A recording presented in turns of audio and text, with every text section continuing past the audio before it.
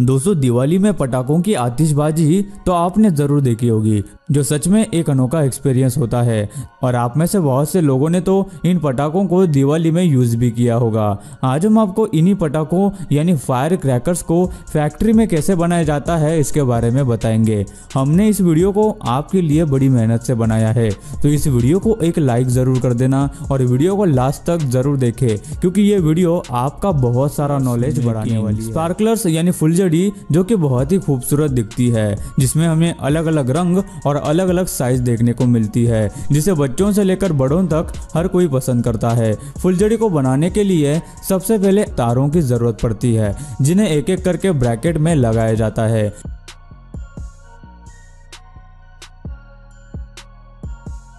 फिर उस ब्रैकेट को स्पार्कलर्स के सॉल्यूशन में डुबाया जाता है और उन्हें सूखने के लिए रखा जाता है।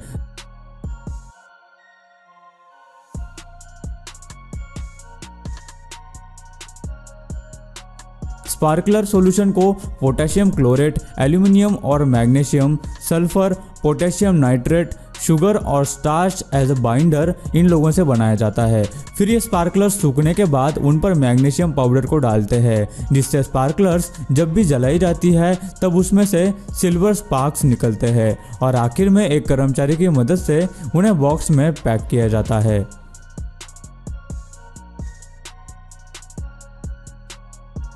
पटाखे मेकिंग। इन पटाखों को बनाने के लिए सबसे पहले पेपर की लंबी सी ट्यूब को छोटे छोटे आकार में काटते हैं। उसके बाद उन्हें एक राउंड फ्रेम में डाला जाता है, जिन्हें अच्छी तरह से अलाइन किया जाता है।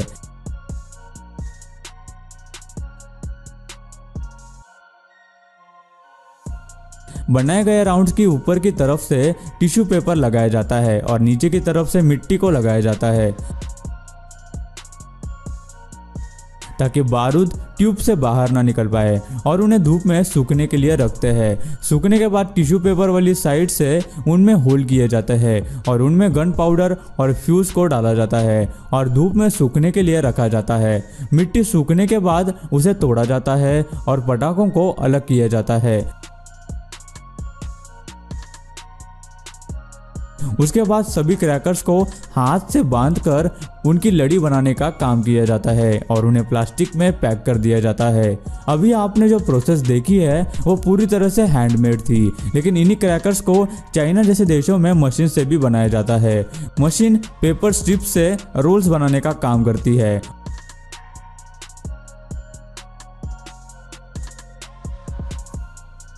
और एक कर्मचारी उन्हें धागे से बांधने का काम करती है। उसके बाद उन पर लगे एक्स्ट्रा पेपर को एक मशीन की मदद से काटा जाता है। उसके बाद एक मशीन उन रोल्स के अंदर क्रैकर्स मटेरियल को डालने का काम करती है।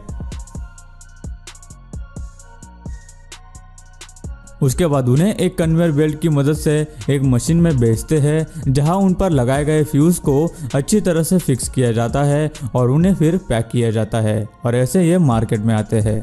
Sky shots making. दोस्तों स्काई शॉट्स उड़ाना सबसे मज़ेदार है और कुछ स्काई शॉट्स ऐसे भी होते हैं जो आसमान को कलर और डिज़ाइन से भर देते हैं, जिन्हें देखने का एक अलग ही मज़ा होता है। स्काई शॉट्स को बनाने के लिए सबसे पहले कार्डबोर्ड ट्यूब्स और कार्डबोर्ड प्लग्स को बनाया जाता है।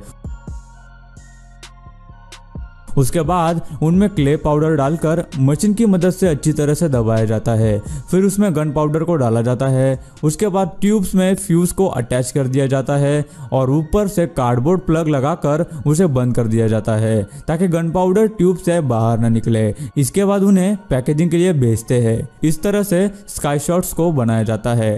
दोस्तों कुछ स्काई शॉट्स मल्टी कलर भी होते हैं, जैसे कि आप इस वीडियो में उनका मैकेनिज्म देख सकते हैं। ये मैकेनिज्म आसमान में जाने के बाद अपना काम करता है, जिसमें सबसे पहले सेंटर वाले शॉट्स को ट्रिगर किया जाता है, जिसके बाद उसके साइड वाले शॉट्स इग्नाइट हो जाते हैं और अलग अलग डायरेक्शन में जाकर थोड़ी देर बाद फटते हैं। इस तरह से हमें आसमान में मल्टी कलर स्काई शॉट्स का नज़ारा देखने मिलता है। अनार मेकिंग। अनार बनाने के लिए सबसे पहले अनार के बाहर का हिस्सा बनाया जाता है, जिसमें स्पेशल कार्डबोर्ड को कोनिकल शेप में रोल किया जाता है। उसके बाद उसमें gun powder, magnesium, potassium nitrate का मिक्सचर भरते हैं और नीचे से कार्डबोर्ड प्लग लगाकर उसे बंद कर देते हैं और उस पर मिट्टी की कोटिंग की जाती है। उसके बाद उसे सूखने के लिए रख देते हैं। अनार सूख जाने के बाद उनमें फ्यूज को इंस्टॉल किया जाता है और आगे भेजा जाता है, जहां अनार पर पेपर को रैप किया जाता है और स्टिकर्स को लगाया जाता है। स्टिकर्स लगाने के बाद उन्हें बॉक्स में भरा जाता है और मार्केट में लाया जाता है।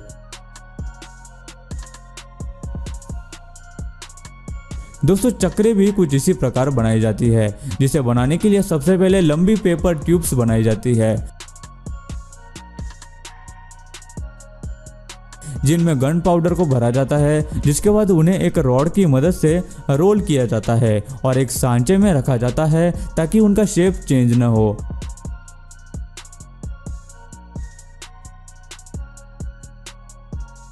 उसके बाद रोल की गई ट्यूब के ऊपर और नीचे की तरफ कवर लगाया जाता है और उन्हें पैक किया जाता है और फिर यह मार्केट में आ जाती है। सुतली बम मेकिंग। दोस्तों सुतली बम बनाने के लिए सबसे पहले एक छोटे बॉक्स में बारूद को भरा जाता है। उसके बाद उस बॉक्स के ऊपर रस्सी को लपेटा जाता है,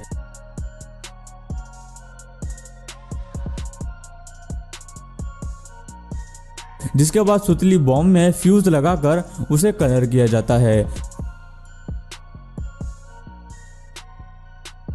कलर करने के बाद उन्हें सूखने के लिए धूप में रखा जाता है और फिर उन्हें पैक करके बाजार में भेजा जाता है। तो इस तरह से बनाए जाते हैं हमारे धमाकेदार सुतली बम। Umbrella making. बारिश में सबसे काम आने वाली चीज मतलब अम्ब्रेला। मार्केट में बारिश के लिए रेनकोट्स भी मिलते हैं, लेकिन फिर भी ज्यादातर लोग अम्ब्रेलास को ही इस्तेमाल करते हैं क्योंकि ये बारिश में बहुत ही कंफर्टेबल होती है। लेकिन क्या आप जानते हैं कि इन्हें आखिर कैसे बनाया जाता है? इन्हें बनाने के लिए ज़्यादा से ज़्यादा हाथों का ही इस्तेमाल किया जाता है। जहां एक वर्कर पहले अम्ब्रेला के हैंडल को बनाने का काम करता है, वही उसकी पॉलिशिंग भी की जाती है। उसके बाद वर्कर एल्यूमिनियम के तारों को टॉप से ट्रायंगुलर शेप दे देता है, बाद में उसे हैमर से दबाकर पतला करता है, जिसे बाद में अम्ब्रेला में फिट किया जा सके। उसके बाद अम्ब्रेला के हैंडल पर एक मशीन की मदद से ऊपर की तरफ और बॉटम में होल्स किए जाते हैं, वही उस पर कट्स भी लगाए जाते हैं, जिसमें बाद में बनाई गई तारों को लगाया जा सके, जिसकी मदद से अम्ब्रेला को खुलने और बंद होने में मदद मिलती है।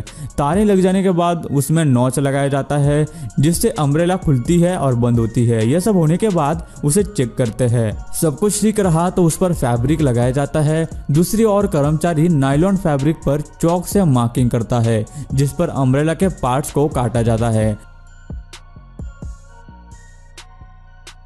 काटे गए सभी पार्ट्स को एक साथ स्टिच करते हैं, जिन्हें बाद में एक वर्कर की मदद से अम्ब्रेला की तारों पर स्टिच किया जाता है। और इस तरह अम्ब्रेला पूरी तरह से बनकर तैयार हो जाती है।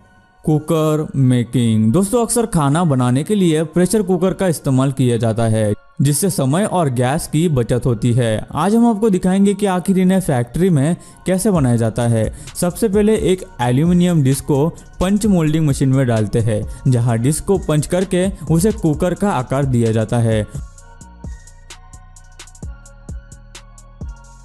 उसी तरह दूसरी एल्यूमिनियम डिस्क को अलग मोल्डिंग मशीन में डालते हैं, जहां उसे मोल्ड करके कुकर के ढक्कन का आकार दे दिया जाता है। फिर कुकर बॉडी को पॉलिशिंग के लिए भेजते हैं, जहां उन्हें सबसे पहले रफ फिनिशिंग देते हैं, बाद में पॉलिशिंग करते हैं। फिर उन्हें एक कन्वेयर बेल्ट की मदद से गर्म पानी के शॉवर से गुजारा जाता है, जहां उन्हें धोते हैं। उसके बाद उन्हें डाइल्यूटेड सल्फ्यूरिक एसिड में करीब 1 घंटे के लिए डीप किया जाता है, जिससे कुकर सरफेस ऑक्सीडाइज होकर ब्लैक कलर में बदल जाती है। उसके बाद उन पर मेटालिक सेफ्टी प्लग और ब्लू ग्रोमेट फिक्स किया जाता है, जो कि रबर का बना होता है। उसके बाद उस पर गास्केट लगाते हैं और उन पर कुछ कर्मचारियों की मदद से हैंडल फिक्स किया जाता है। बाद में उनकी क्वालिटी टेस्टिंग की जाती है। उसके बाद उन्हें प्लास्टिक में रैप करके बॉक्स में पैक किया जाता है और इस तरह कुकर पूरी तरह से बनकर तैयार हो जाते हैं। गोल्ड बार मेकिंग। गोल्डन बार्स के बारे में तो सभी जानते होंगे और बहुत से लोगों ने इन्हें देखा भी होगा, लेकिन आपने कभी सोचा है कि आखिर ये सोने के बार्स बनते कैसे हैं? तो इनकी शुरुआत होती है मोती जैसे दिखने वाले गोल्ड ग्रैन्यूल्स से, जिन्हें एक मेल्टिंग मशीन में डालकर पिघलाया जाता है। मशीन में एक बार में 10 किलो तक गोल्ड मेल्ट किया जा सकता है। उसके बाद मशीन पिघले हुए गोल्ड को अलग अलग मोल्ड्स में डालकर उन्हें आकार देती है। फिर उन बार्स को पॉलिशिंग मशीन के जरिए अच्छे से पॉलिश किया जाता है और इस तरह से इन गोल्ड बार्स को बनाया जाता है। सो गाइस, आज की वीडियो में बस इतना ही। आपको इनमें से कौन सी चीज़ बनाने की प्रोसेस सबसे ज़्यादा इंटरेस्टिंग और नॉलेजेबल लगी, हमें नीचे कमेंट करके ज़रूर बताना।